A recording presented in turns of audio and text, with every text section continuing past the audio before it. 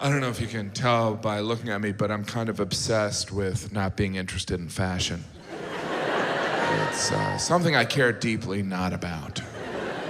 And I'm aware that not being into fashion is a fashion choice, right? How annoying is that? It's like, oh, you're not into fashion? That means you're in a normcore. Why can't I just wear clothes to cover my disgusting body? Why must it be a choice? Because the only choice I make when it comes to clothing is, does it still fit me? I don't know if you've had an opportunity to fat out of clothes. That's a special feeling. There are watershed moments in your life, right? When you hold your newborn child or you fat out of a t-shirt. It's amazing because you don't even go to the obvious conclusion. You're like, well, this sure used to fit. I haven't grown since I was a teenager. Oh, I'm a fat ass. Well, time for a burrito. I don't know. The best is when you pack for a trip and you fat out of clothes, but you don't realize until you get there. You sit there and you go, well, I guess I could wear that as long as I don't breathe out. Or sit down. You ever wear a shirt you can't sit down in? Yeah, you know what? I'm gonna stand. I know it's Thanksgiving. I'm more thankful standing. Better angle for carving. I still have all the clothes that don't fit me. They're in my closet in case I have a dramatic weight loss over a weekend. It's ridiculous. It's like I'm curating an exhibit of my weight gain. Well, that suit was from 30 pounds ago, and that sweater was from last winter, and this shirt never fit. Have you done that? Have you bought clothes that don't fit thinking that'll be the incentive to lose weight? It's like, well, I've only gained weight for the last 40 years. Maybe this shirt will turn it around. How'd you lose weight? I bought a shirt. It worked. No, fashion's kind of wasted on me. You know, like those fashion shows. To me, fashion shows just look like skinny teenagers walking around in their parents' clothes looking for food.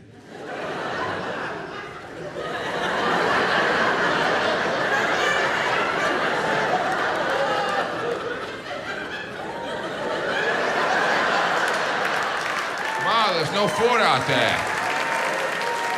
All right, I'll change my outfit and look again. Fashion shows are rather absurd when you consider they're just people sitting around watching people walk around in clothes, which is what people do in clothes every day. But at fashion shows, they're so fascinated. They're like, oh my gosh. Oh, wow. Look at that person walking clothes. How do they do it? Oh, if only we could watch them do laundry. And we all know what a fashion show is because we've seen it on TV. In December, they televised the Victoria's Secret fashion show, which is excellent, by the way. Well, that one's different because there's angels, so there's a spiritual aspect to the thongs they're peddling. It's interesting, all the models are beautiful. You ever notice that? You're like, yeah, Jim, that's the point. No, but all the models, they pick people that would look good in any clothing. Like, if you want me to buy a suit, show me Michael Moore looking good in it. And I'm not picking on Michael Moore. I'm friends with him. I like Michael Moore. And not just because he proves you don't need to shower to be famous. You ever see Michael Moore on television? He looks like he's been robbed of everything he owns. Are you the victim of a shipwreck? What happened? Pull it together. You won an Academy Award. Stop shopping at the Lost and Found. But I understand Michael Moore's mentality. Fashion's not going to change his life. It's not going to change my life. I look the same whether I'm wearing a t-shirt or a tux. I still look like someone who eats fast food.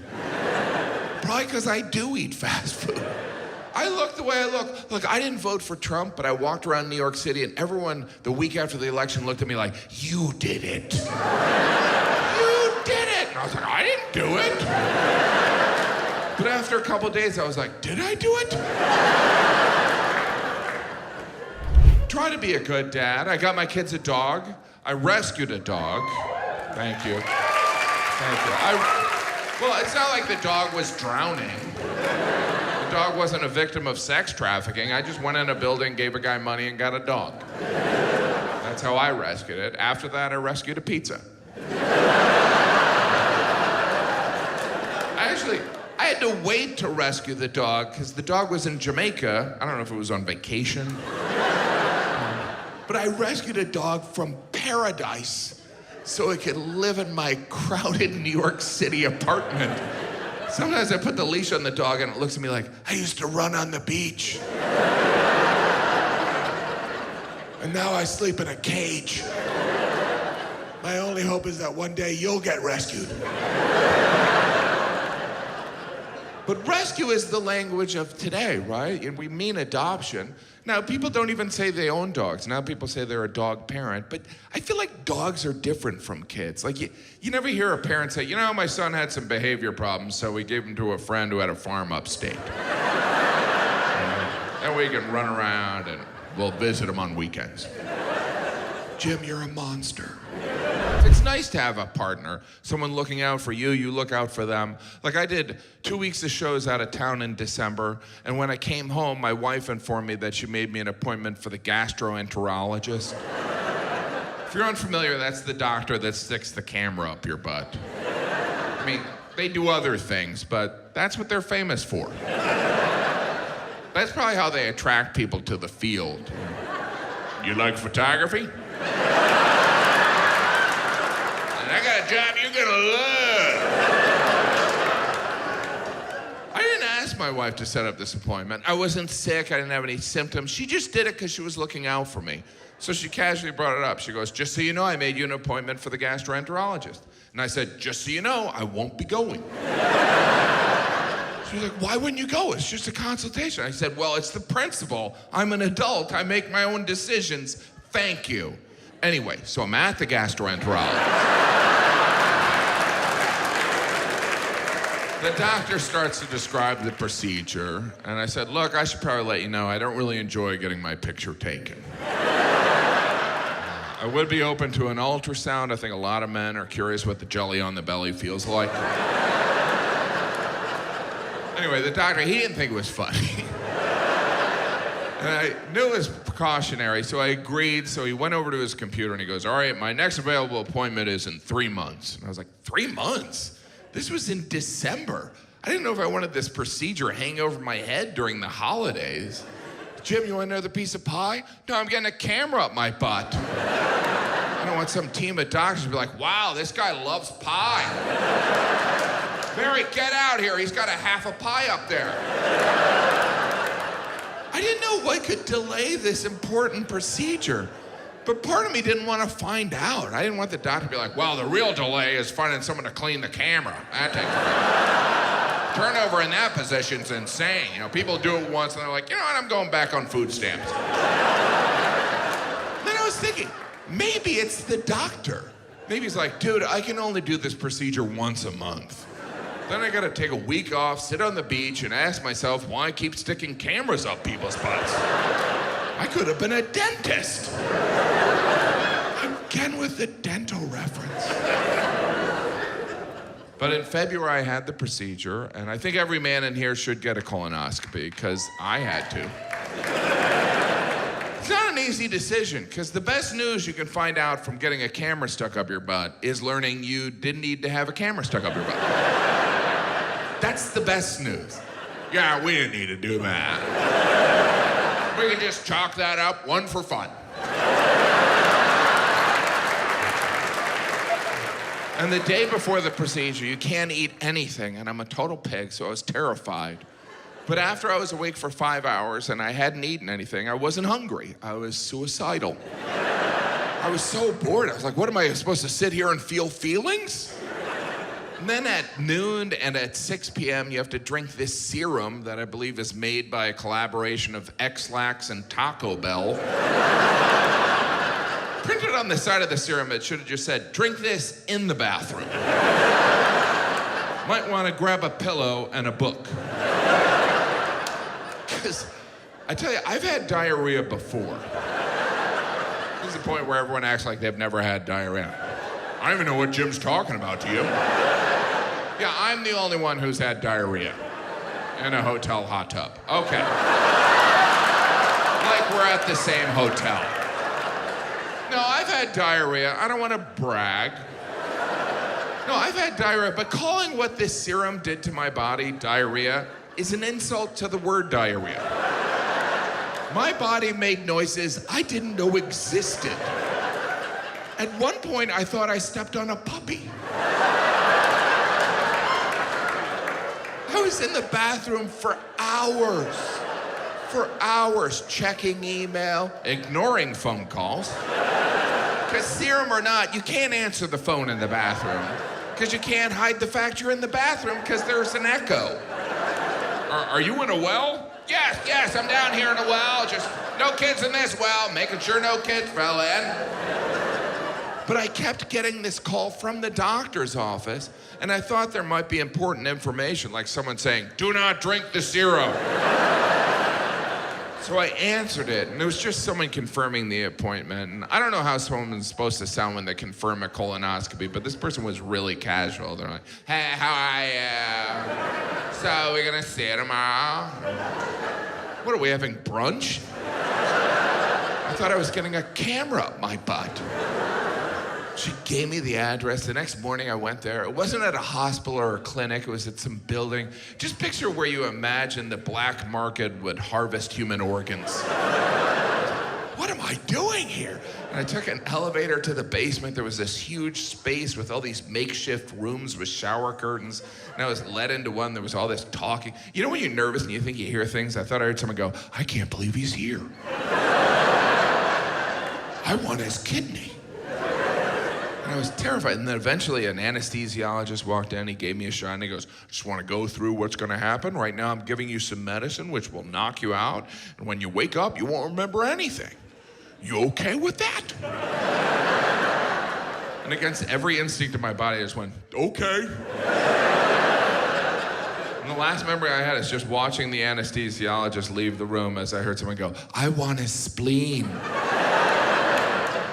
And I woke up and I was fine. I mean, I'm pregnant, but I'm fine. Did some shows in China, all in Chinese, picked it up at the Y. It's not that hard. It wasn't that complicated. You visit some places and you think, all right, there's a language barrier, but I could get by. In China, I was like, oh, if I got lost, I would die here. I wouldn't last a half a day. Everyone's looking at me like I'm a ghost anyway. The Chinese were very nice. They were fascinated with my pale blonde children. Many of them wanted pictures with my kids. They didn't really ask, they just grabbed a kid. "Can I have a picture with this one?" "I guess you're gonna." And when they were done with the picture, they would rub my blonde kid's head, because, you know, they're my kids, but they're also lucky objects. And after this happened a couple times, I was like, hey, we should charge, right? China was fascinating and exhausting. I brought my kids to the Great Wall. We saw the terracotta warriors. We walked through the Forbidden City. We rode in a rickshaw. And when we were leaving, I asked my 5-year-old, I said, "What was your favorite part of China?" And he said, "I like that time we saw the truck with the pigs on it." Because at one point we were stuck in traffic and this truck pulled up and it had pigs in cages. And that was his favorite part. After the 15-hour flight.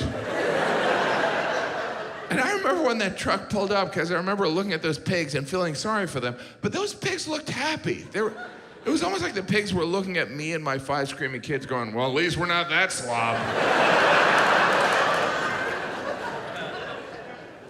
I do enjoy traveling to other countries, seeing how different, but essentially similar we all are. Like the UK is not that different from the US. You know, if anything, you go over there and it seems like British people are trying to be different from Americans. They're like, oh, you drive on the right side of the road, then we're gonna drive on the left side of the road. Oh, you call your mother Mum, then we're gonna call ours Mum. Oh, you call that a cookie, then we're not going to the dentist. I know that's cheap.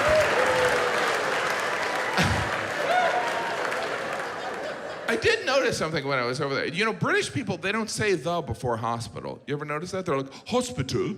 I was feeling knackered, so I went to hospital. Whenever they would do that, I'd say, stop that, that's wrong and weird. Are you trying to sound like a polite caveman? And I had a friend from London. He was like, what makes you think you're doing it properly? And I go, because I'm American and we invented the English language. It was a pet peeve of mine, so I did some research. You know why British people don't say the before hospital?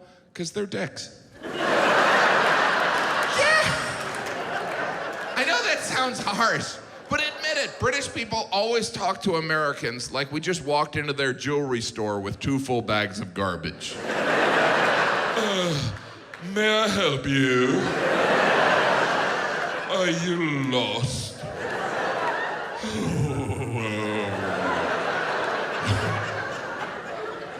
Obviously, I love the Brits, and I would never do those jokes there.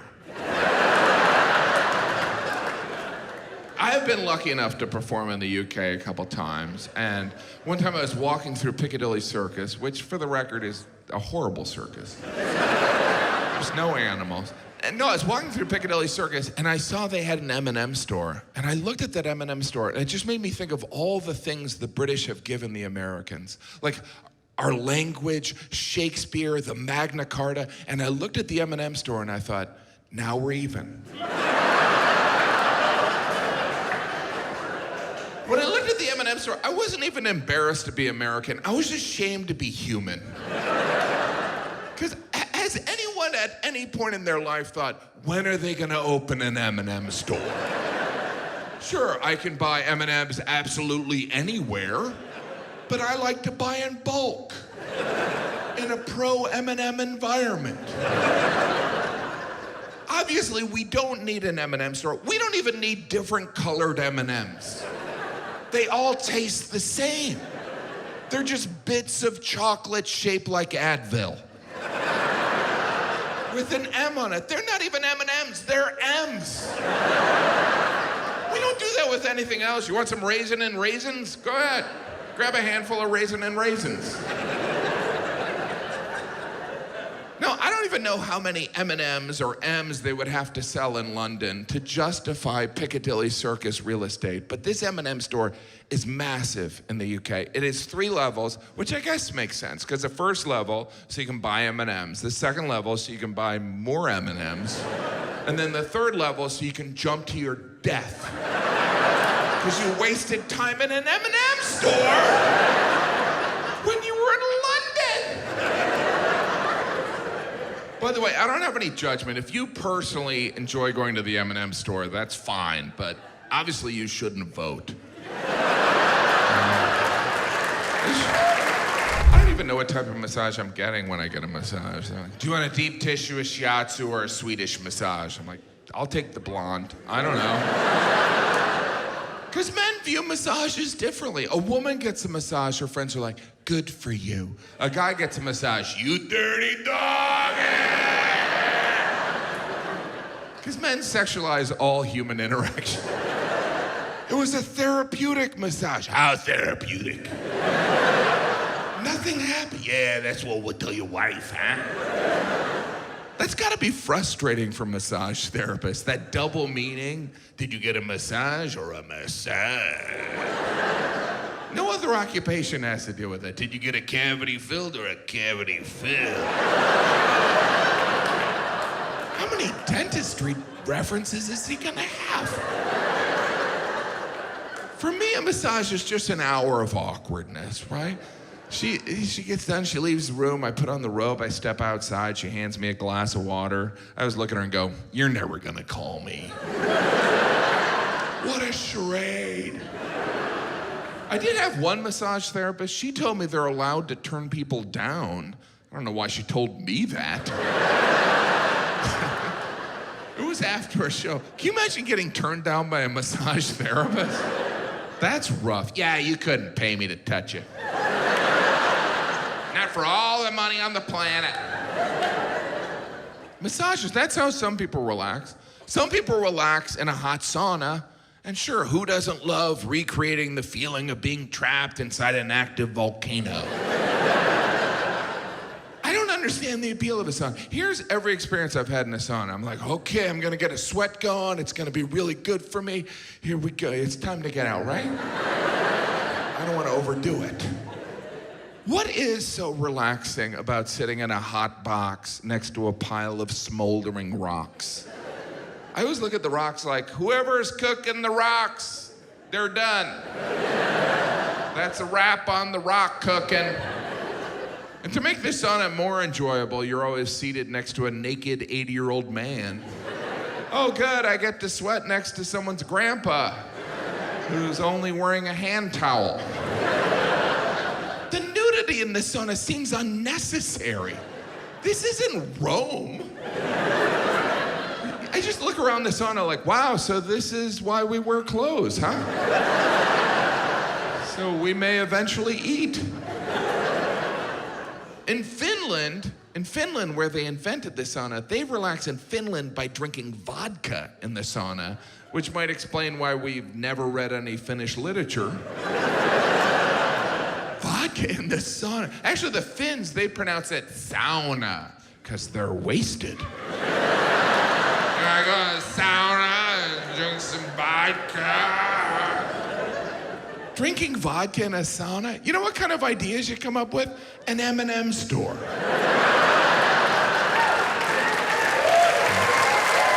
It's been a crazy year for me, crazy year. I don't know if you know, in April, it was discovered my wife had a brain tumor. I'm not even making this up. It was removed, she's great, everything's good. Thank you. I didn't remove it. I was in the other room soiling myself, but the tumor is gone, along with my ability to ever win another argument. It's not like I was winning a lot before, but now I'm retired. And luckily, my wife's not the type to bring it up. Well, once she did. She was like, you know, I did have brain surgery. And I couldn't be like, yeah, that was like a month ago. It's time to move on, you know? What about my seasonal allergies? We all have our cross to bear. It was crazy. You know, the surgeon told me the tumor was the size of a pear, which is scary, but also confusing. I was like, did he go to med school or a farmer's market? But tumors are often compared to fruit. A pear, a lemon, a grapefruit. Interesting fact, worst tumor, grapefruit. Worst fruit, grapefruit. When you think about it, a grapefruit looks more like a tumor than a fruit. I almost feel sorry for grapefruit. Yeah, we can't win, yeah? We're already the worst fruit, now we're compared to the worst tumor? Well, at least we help old people poop. That is the worst impression of a grapefruit ever. It's kind of unfortunate that there's another fruit that's much smaller named grape. Because you know there's situations in doctor's offices, we found a tumor, it's the size of a grape. Thank God I didn't finish. Grapefruit. Oh, that's very different. It was strange. You know, when the doctor told me the tumor was the size of a pear, I thought, wow, I guess doctors are bad at analogies. But I quickly realized they're just dumbing it down for idiots like me. Like the surgeon looked at me and thought, well, this guy's not gonna understand centimeters. I don't even wanna try and explain circumference. Based on appearance, he doesn't eat fruit, but he's probably seen a pear when he's at the grocery store buying ice cream. I don't know why the surgeon sounds like Andy Rooney. Ever notice tumors look like fruit? By the way, if you don't know who Andy Rooney is, you're a child. And if you do know who Andy Rooney is, you should probably eat more grapefruit. Tumors compared to fruit, sometimes they're compared to balls, like a golf ball or a softball. But the surgeon looked at me and thought, I'm gonna stick with food. I got a better shot of this fat ass understanding. I joke around, but it was scary. We have 5 children. And there were moments when I was like, oh my gosh, if anything happens to my wife, those 5 kids are gonna be put up for adoption. Some of these jokes are just for the fathers. When I'm home in New York City, I work out at the Chinatown YMCA, and I realize when people hear the Chinatown YMCA, they think, oh, that's not like a serious place to work out, and it's not. It's not at all. It's mostly little kids learning how to swim and really old Chinese people with their parents. I didn't even know you could live to that age. But I tell you, watching a 90-year-old on an elliptical really inspires me to die in my 70s. It looks like a machine is eating someone's grandma. But I love my Y. You know, it's different from a normal health club. There's never moments when you think, oh my gosh, look at how much weight that guy's lifting. It's more like, oh my gosh, that guy's smoking on a treadmill in dress pants. It's very business casual. Sure, my Y doesn't have some of the amenities, but it also doesn't have the normal health club distractions. I don't have to deal with loud music or people that are in shape. I walk around my Y and I'm like, you know what? I'm doing okay. Maybe I should teach a class. Hi, welcome to Advanced Elliptical. Doesn't matter if you don't have workout clothes on, we're not gonna be raising our heart rate. So let's step on, pick a show, and think about what we're gonna eat. Okay.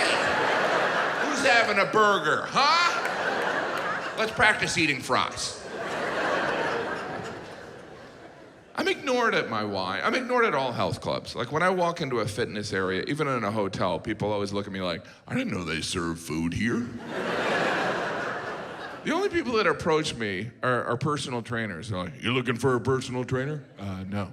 You should be.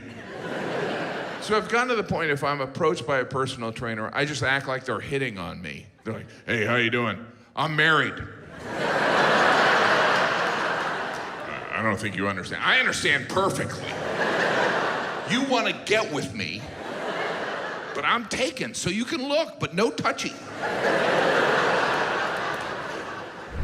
Oh, I did one of those genetic tests. I was surprised to find out I'm all Asian.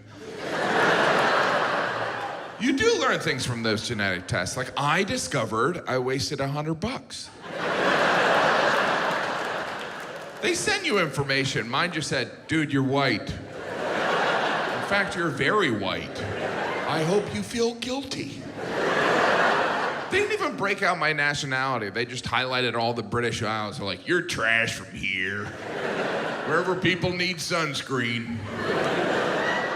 But what do we expect to learn from these genetic tests? Like, oh my gosh, I'm related to my ancestors. We're only gonna find out bad news. You see it in the commercials. I thought I was Italian, but it ends out my great-grandma was a whore. So I guess I'm Eastern European. Sometimes people think I'm saying Eastern Europeans are whores, and I am. No. My point is, only good family news is passed along. Like if your great-grandfather was Abraham Lincoln, you'd already know that. But if your great-grandfather was the town drunk, your grandpa's likely to go, I don't remember. I think he worked in a bar. Chief gutter inspector. I do know I have some Irish ancestry, but apparently the Irish didn't keep great records because, well, draw your own conclusion. Some tells me they weren't busy sunbathing. I'm Irish, but I have blonde hair. Supposedly the only reason the Irish have blonde or red hair is because the Vikings invaded, pillaged, and probably other stuff.